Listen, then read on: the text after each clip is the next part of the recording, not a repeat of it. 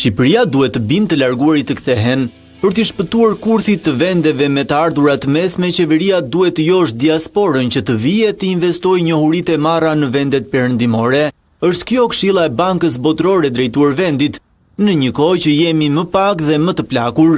Në raportet të ndryshme shohim ose në lajmet që ju publikoni për ditë, shohim që kemi një ulje të lindshmërisë apo largim të fuqisë punëtore, largim në secilin prej fushave në vendet huaja. Kështu që ky është një pranim, po themi ndërreshtaj, që fuqia punëtore po largohet dhe është larguar së shumti.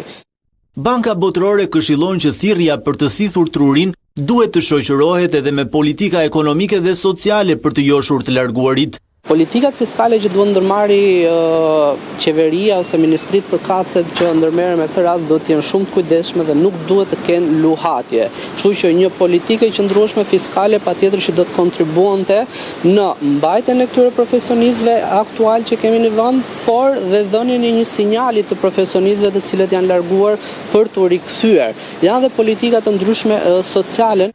Një këshill se si Shqipëria mund të shpëtojë kurthit të vendeve me të ardhurat mesme kanë edhe ekspertët.